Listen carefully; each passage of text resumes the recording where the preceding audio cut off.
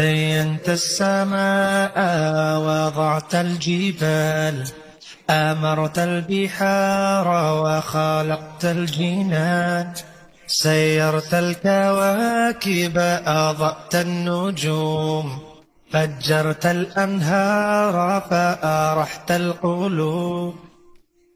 وللعباد أنزلت الإسلام، وللهداية أنزلت القرآن، وبالسلام أرسلت الأنبياء، من الظلام إلى الضياء.